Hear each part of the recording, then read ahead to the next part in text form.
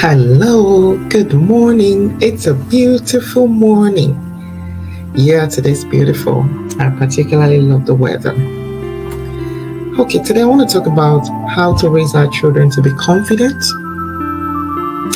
Don't forget, I'm also on this journey with you, and I do not have all the recipe. I'm not some expert. I'm a parent that is learning, making mistakes, and getting better. Apart from that, I've worked as a teacher almost more than half of my life, and so these are things that I've seen, and they're workable and actionable. The first thing I want to talk about is the fact that confidence is something that we have to model for our children.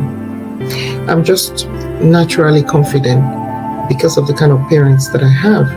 My father is very confident of himself, and that helps all of us. So was my mom. So it wasn't something that any one of us have to, my siblings struggle with. So confidence has to be modeled.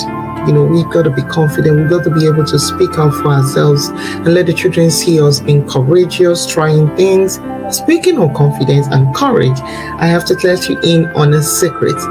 I am always scared to death of dogs.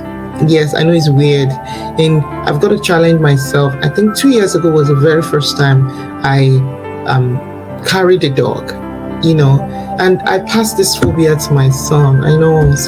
But now, because he's seen me, I said, "Oh, mommy carried the dog for the first time," and now I greet dogs. The fear is still there a little bit, but I'm challenging myself. So we have to model confidence to our children. Another thing is that we've got to allow them to challenge us.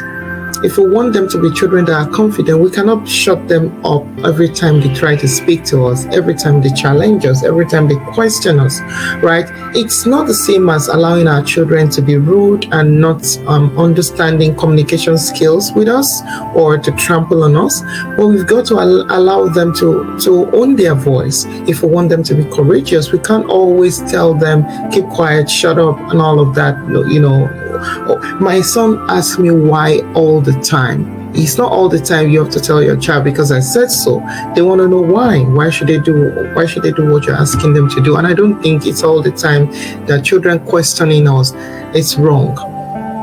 Also, we've got to celebrate efforts beyond results. What do I mean by that? Sometimes we can be caught in the web of always wanting our children to do well, whether in the academics or something, and we forget the effort they put in place. I would say that it's even better for us to acknowledge the effort beyond the results and find a way to complement that effort, the efforts that they put into the things they are doing, and also embrace their mistakes. When they make mistakes, let them know that all humans make mistakes. Mommy have made her own mistake. Daddy have made mistakes in the past, and that making mistakes shouldn't stop them from trying again. Give them examples.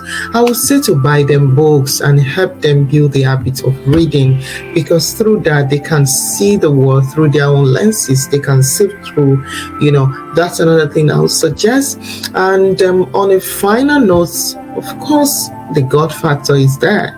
I would suggest that we pray and we'll lead them in the way of the Lord such that they can read the scriptures about confidence, know how God look at them, how God sees them.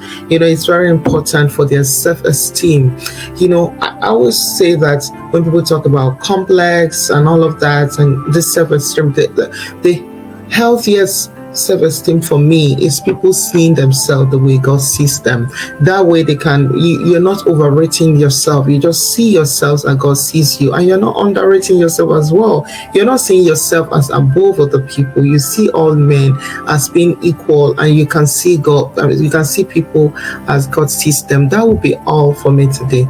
I'm awfully hungry this morning, and it's weird. I need to go get some breakfast. Enjoy the rest of your day. Have a wonderful rest of your week as well. And I wish you the best in your parenting journey. Bye-bye now.